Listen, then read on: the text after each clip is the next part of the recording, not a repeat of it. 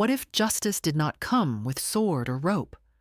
What if reckoning traveled in silence, ladled out cup by cup, swallowed without defense?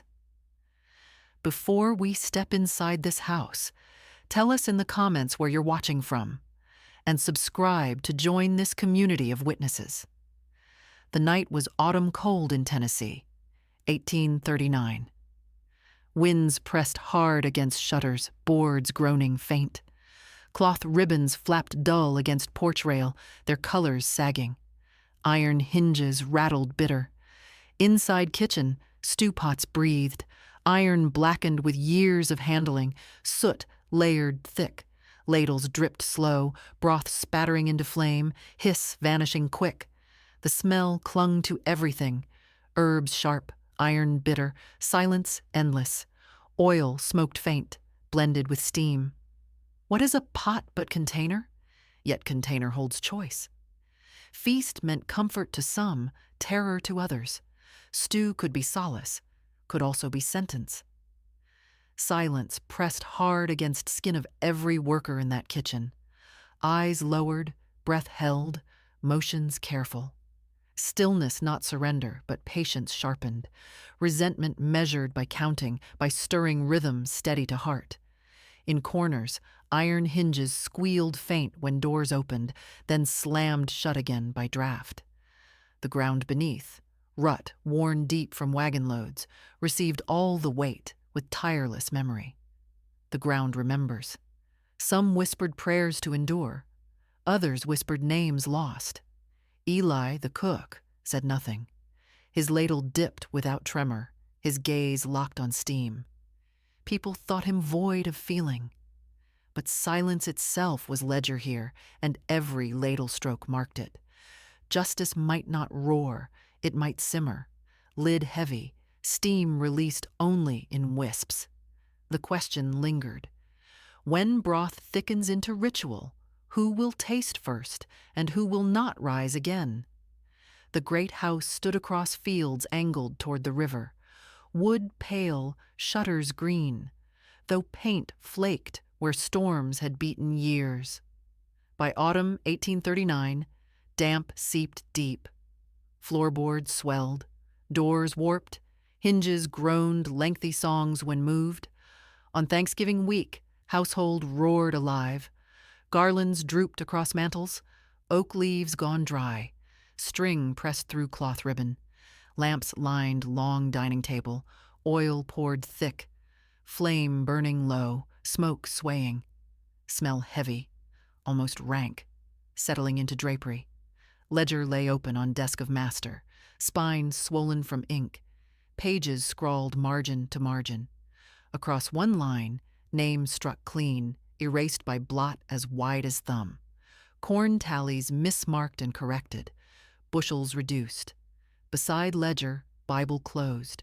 Front cover warped from candle heat. One rested atop the other, prophet and prayer indistinguishable. Outside, quarters hunched. Log walls grew damp, chimneys cracked. Shutters nailed slant against rain.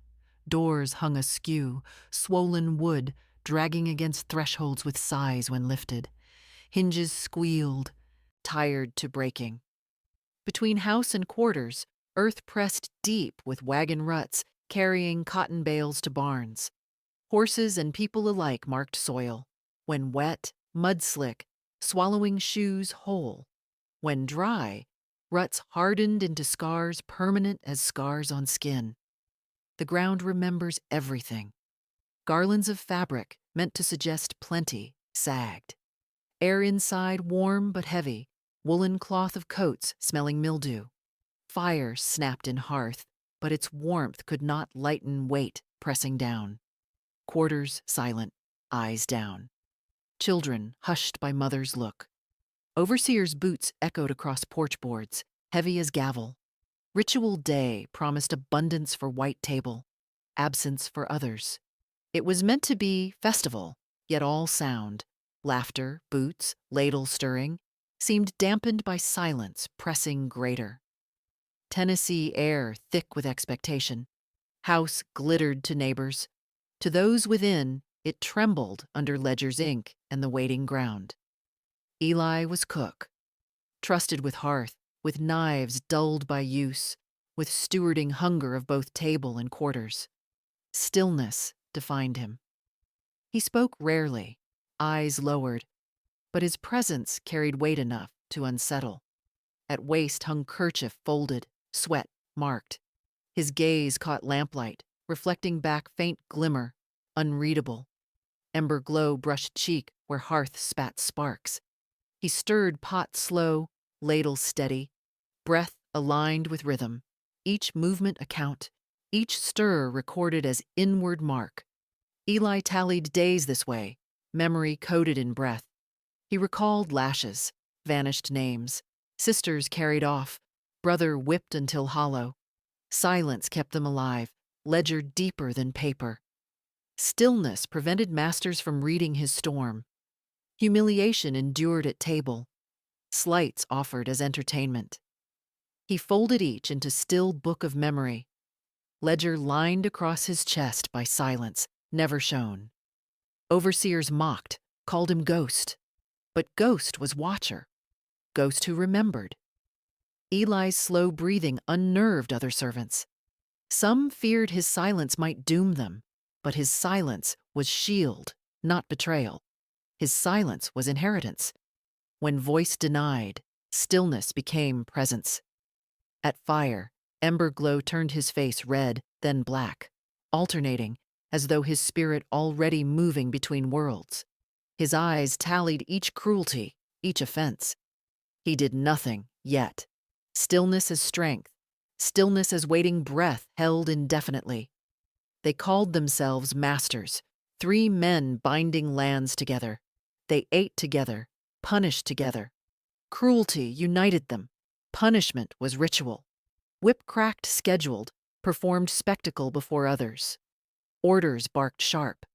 They thrived on silence forced, silence broken by cries compelled.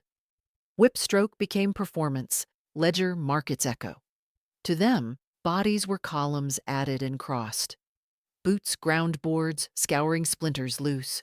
Cigars smoked foul, haze heavy, smoke suffocating. They struck tables with cane handles, signaling silence to break. Quills scratched fast, notes of rations decreased, wages non-existent. Ink scrawled as lash fell, different instrument, same script. Children watched, inheriting cruelty cursed. Wives smiled faint, nodding at punishments staged. Ceremony of dominance, rehearsal turned tradition. This theater repeated into monotony. Repetition birthed rhythm. Rhythm begat pattern. Pattern uncovered is vulnerability. Eli knew their ritual. Silence as ledger kept deeper one. He tallied not with ink, but with memory, each cruelty bound to name.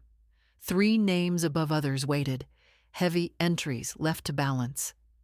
Feast planned for Thanksgiving masked violence staged days prior. They laughed, confident of their order. 3 masters feasted, while silence swelled. Their error was believing silence endured forever. But silence presses. Silence itself converts into agency. Thanksgiving week carried strange noises. Lanterns hissed though oil fresh poured, smoke curling black shapes against beams. Shutters slammed once with no breeze moving. Hinges wept their rust into night, slow groaning when no hand touched them. In yard, crow sat rigid, high on barn peak, caw drawn long across twilight. Dogs refused scraps, whining low, then retreating. Ledger entries warped. 1 tally of corn blurred in ink spread, numbers unreadable. Overseer cursed, quill tearing margin. Servants whispered, something near. They said storm, others sickness. Some murmured curse brewing silent. Voices traveled room to room through dusk corridors, then vanished like smoke in air. Eli held ladle firm, said nothing. Steam lifted past his gaze. Only silence answered.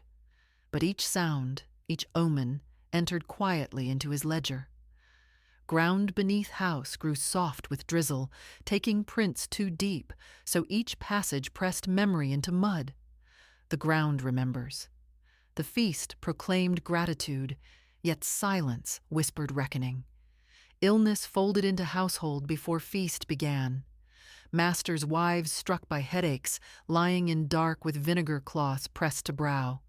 Children coughed sharp, night after night, pauses growing longer. Overseers youngest pale as chalk. Physicians came, canes tapping entryways like verdicts. Their coats smelled of oil and powder. They spoke diagnoses with confidence: swamp fevers, autumn chills, bad air. Remedies crude, powders burnt the tongue, bleedings wasted. None worked. At night, house carried coughs through stairwell. Boards creaked with overseers pacing boots, heavy dragging across planks. Lamps sputtered, smoke curling into rafters. Silence punctuated only by rasp or cry. Servants carried water, folded rags, endured commands, barked even mid-affliction. Guests whispered that weaknesses showed God's displeasure.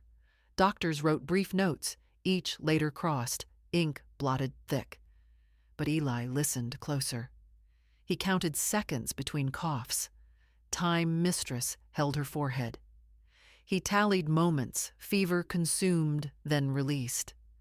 Every measure more exact than physician's book. He drafted no parchment, no ink, but silence, recorded faithfully. These illnesses were warnings, patterns aligning, not curses random, but signals. Eli marked each one inwardly, shaping intention. The court of paper judged chance. The court of silence judged otherwise. The hour marked itself. Thanksgiving night.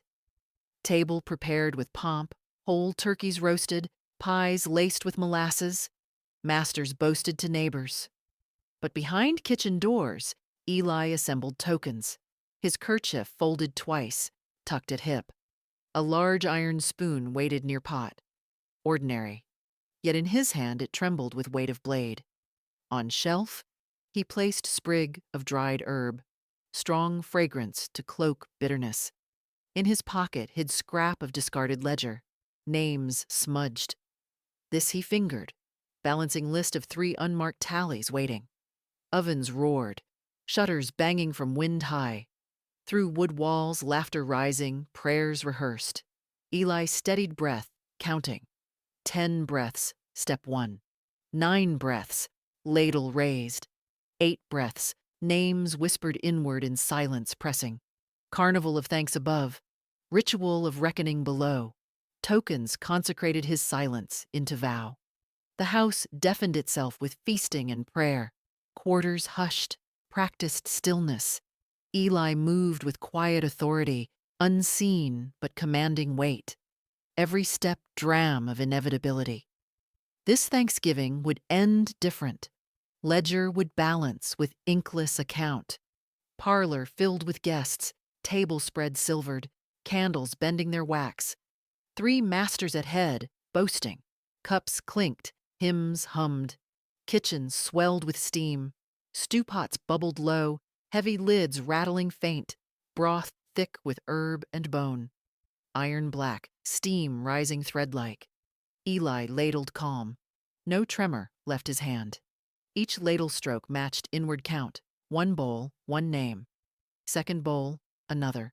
Silence tallied, precise, while noise of praise and laughter drowned subtle ritual. Shutters creaked as wind pressed, unnoticed. Hinges moaned once as door swung. All seemed ordinary, yet in steam drifted more than scent. The feast devoured itself. Unaware spoon had carried ledger unseen. Justice arrived, ladled, steaming, passed in polite bowls. No roar, no flash, only quiet delivery of silence. The act unfolded without spectacle.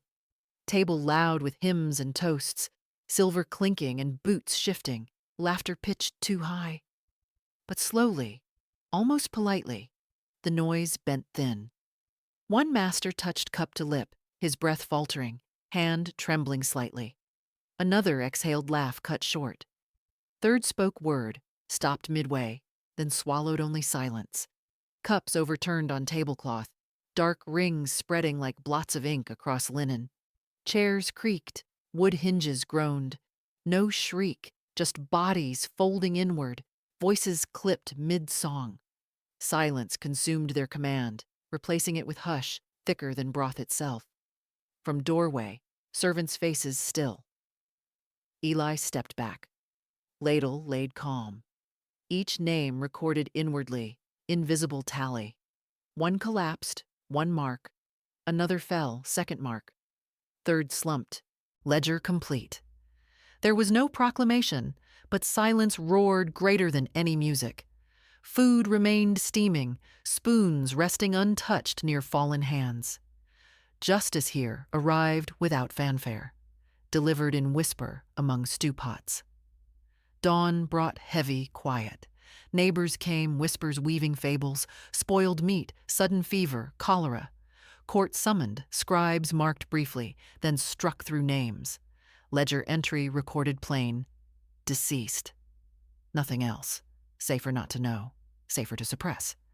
Rain tapped courthouse stone, bell tolled muffled, pages blotted thick, ink bleeding wide until reason unread.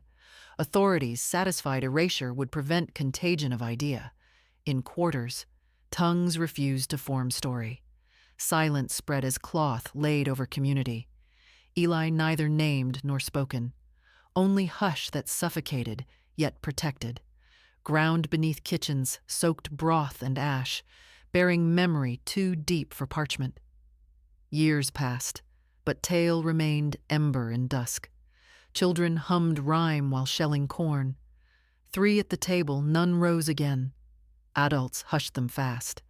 Artifacts surfaced briefly. A rusted spoon unearthed near foundation. Ledger fragment torn where names blurred. Archivist once noted mystery of Thanksgiving night, then inked line black, margins smudged beyond legibility. At fireside, whispers spread again. Some swore taste of iron-haunted stews after. Others insisted crow's cry lingered near barns every November. Ash carried oral story when paper turned away. Memory endured as whisper, rumor, silence, walking from quarter to quarter. Thanksgiving returned each year. Tables filled again. Voices forced bright. But silence beneath ritual never faded. The kerchief folded at waist, spoon rusting in soil, shutters creaking at wind. These became relic echoes. The ground damp in November seemed heavier, as if broth and names still seeped just beneath. Eli vanished from record, his presence scrubbed, like blot struck through ledger line. But silence bore his mark. Silence as agency, silence as flame without light. Reckoning remained. Revenge is noise. Reckoning is weight. This story resists neat ending. It lingers when spoons strike bowls, when shutters slam unprompted, when ground groans after rain. The ground remembers. Silence is its voice.